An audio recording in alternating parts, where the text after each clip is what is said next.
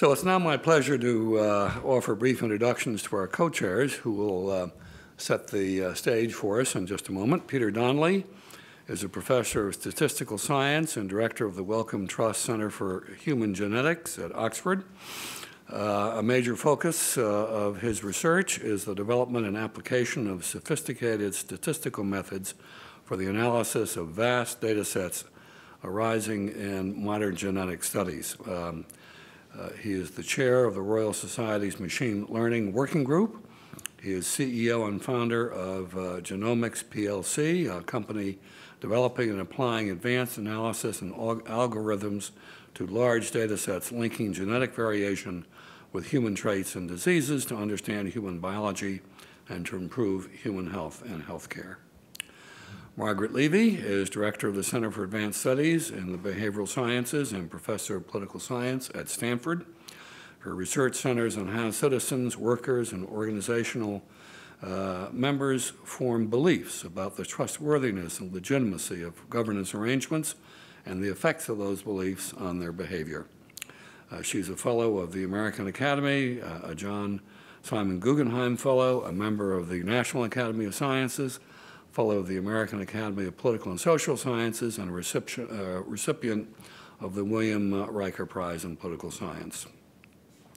Moshe Vardi is professor in computational engineering and director of the Ken Kennedy Institute for Information Technology at Rice University. His research interests include database systems, computational complexity theory, multi-agent systems, and design specification and verification. He is a fellow of the American Academy, the National Academy of Engineering, the National Academy of Sciences, and the European Academy of Sciences, and among his many awards are the Blaise Pascal Medal, the IEEE Computer Society Grote Award, and the Distinguished Achievements Award from the European Association for Theoretical Computer Sciences. So please join me in welcoming our three leaders.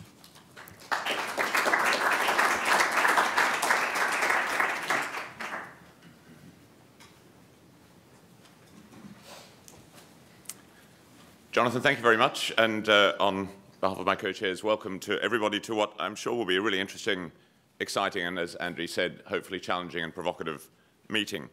As one of those from the Royal Society side here, let me echo Andy's comments that it's a great pleasure for us to be collaborating with the Academy and with the UK Science and Innovation Network. We're very grateful to the Academy for their hospitality, to Jonathan and his colleagues for their kind words. And I'm also personally grateful to my co-chairs, Margaret and Moshe, who, of course, did most of the work in bringing together what's a pretty exciting and really interesting program, I hope you'll find. As is the way with meetings like this, although there's been some work by the co-chairs, most of the effort in pulling things together in what I'm sure will be a really successful meeting is done by those behind the scenes, and both from the Science and Innovation Network, the Royal Society, and the Academy. That work has been extraordinary, and we're very, very grateful for it.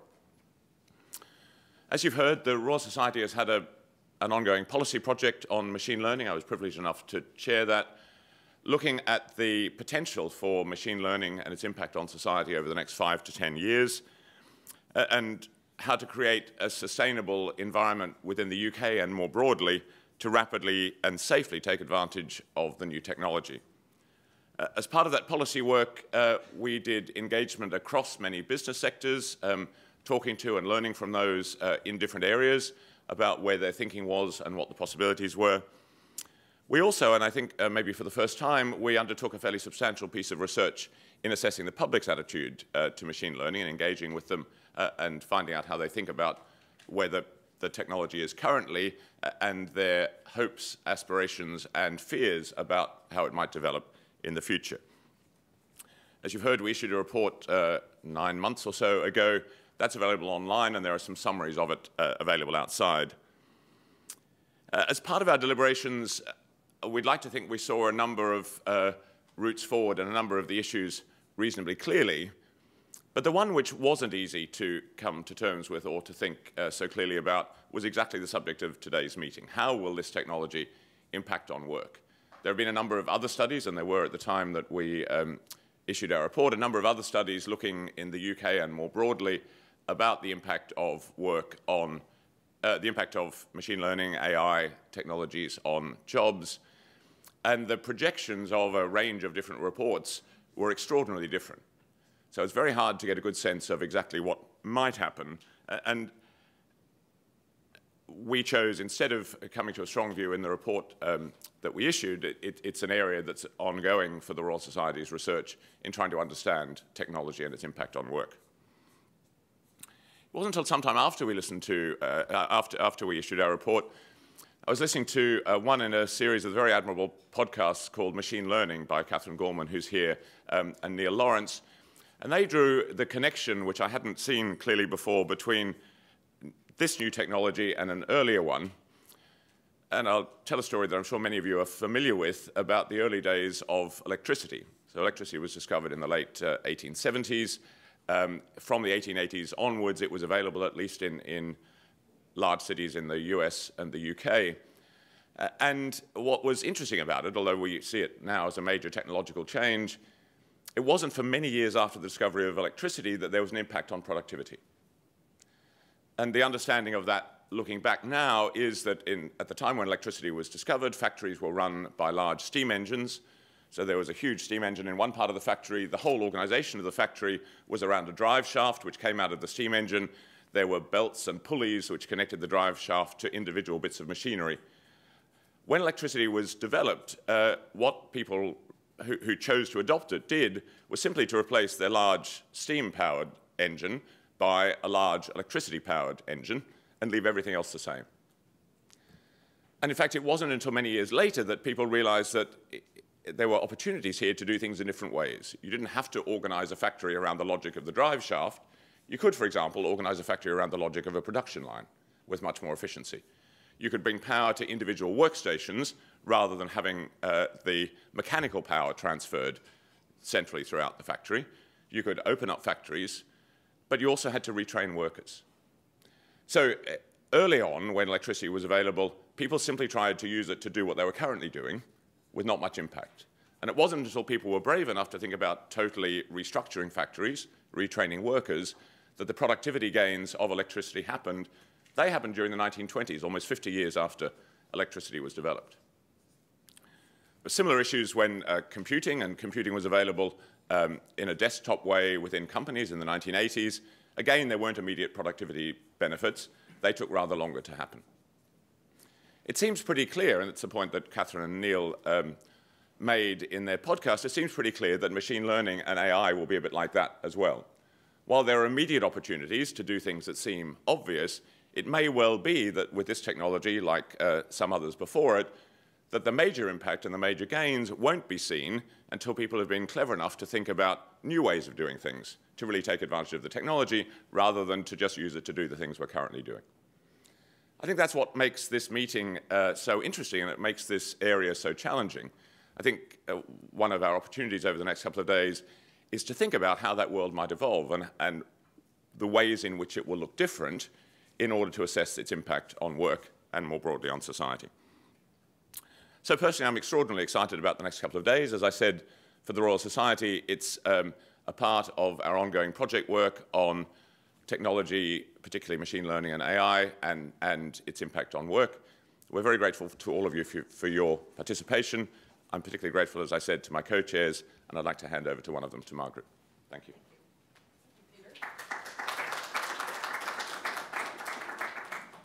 Well, I'm not going to repeat all of Peter's thank yous, but thank you all.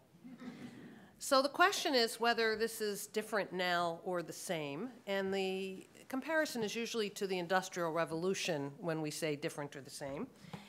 And I'm going to say it is different. Hi, Louis. You're going to hear some stuff you helped write in this. I am going to say it's different because the technology is different. It's more invasive, which leads to all kinds of needs for privacy and control and security issues of a very different form. It's more substitutive for the workers, but also more complementary to humans. So we're finding all kinds of ways in which machines and humans can adapt to each other and help each other out, replace work nobody wants to do, get rid of some really boring work, and also make some work easier, but there are costs to that. But it's also the same in a very crucial way, I think, which is it took 100 years to figure out how to cope, for society to figure out how to cope with the disruptions, the destructions, the displacements, the poverty created by the Industrial Revolution. We don't want to take that long, and so we've got to, and I hope we don't take that long, but I don't think we're particularly well prepared as a society. So in that way, it's the same. We're unprepared.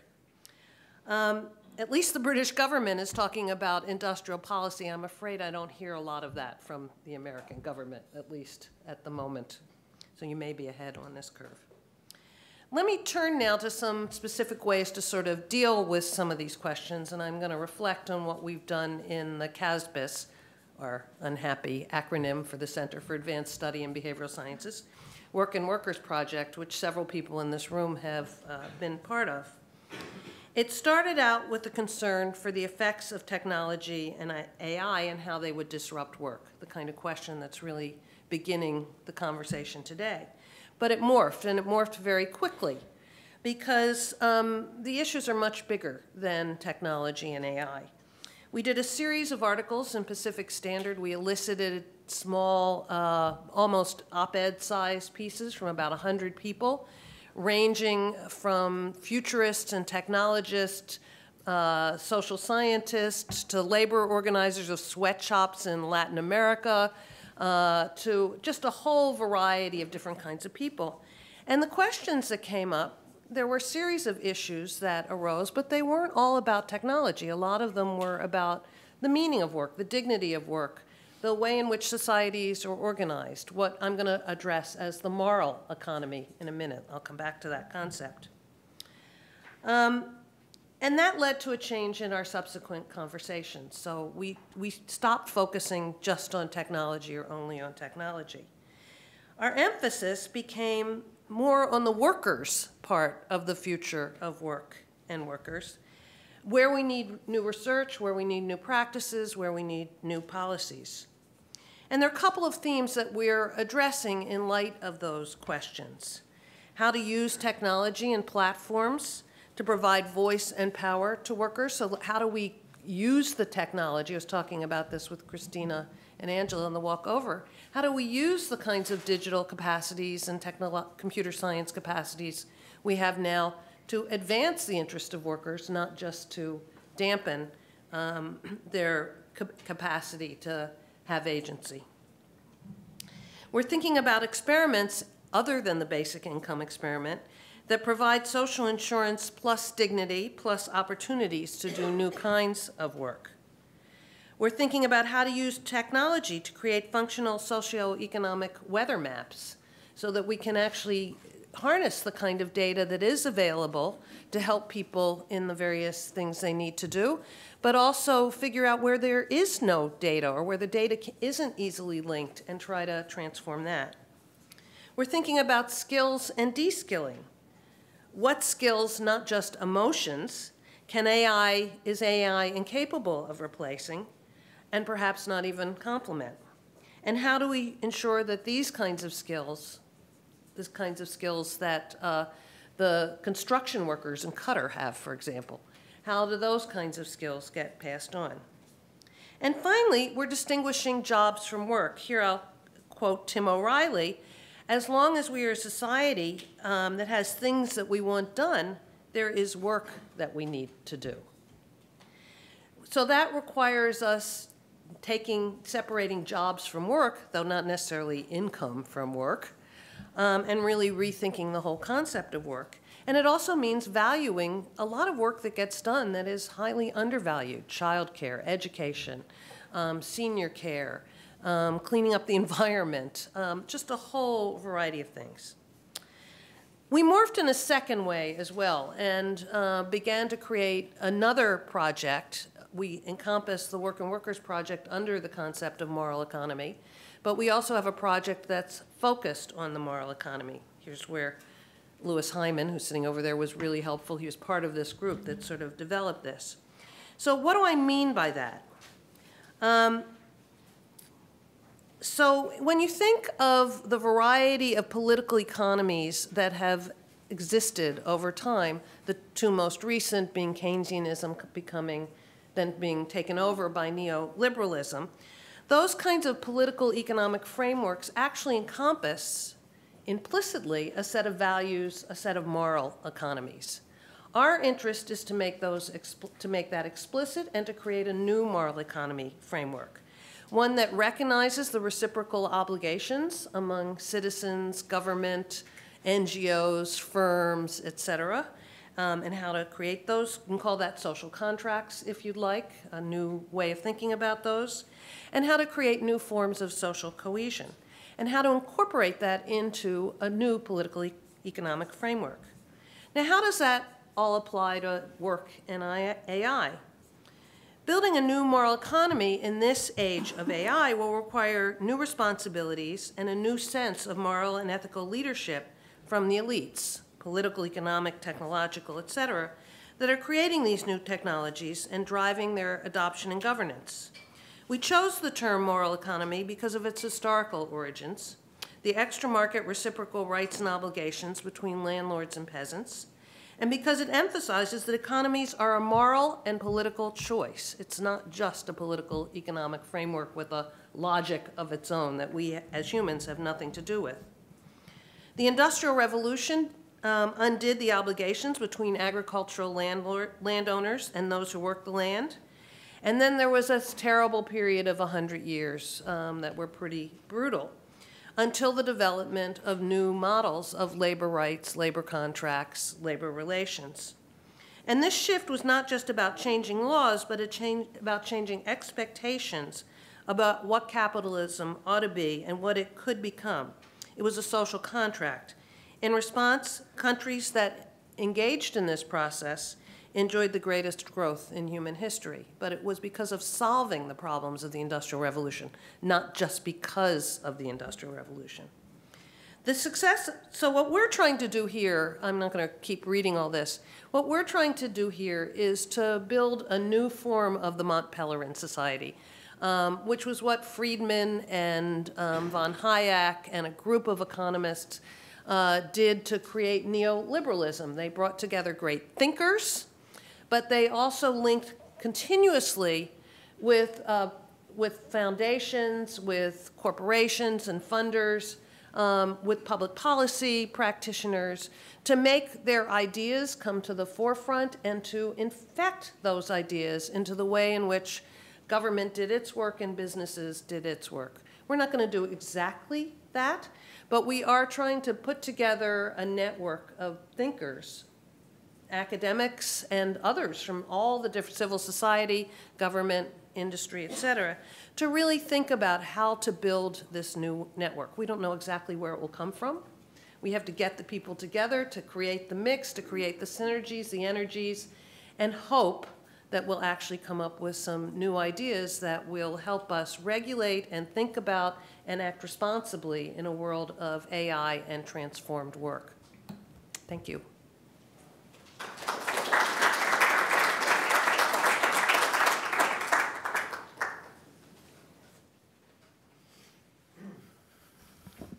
Good morning. Good morning. How many people here have read a novel, a science fiction novel called Ender's Game? Fair amount of people. So I find myself and several people in my business today feeling very much like Ender. So for those of you who have not read Ender's Game, the story in short is a bunch of kids are going to school and they think they're playing video games. But in reality, they are playing an intergalactic war.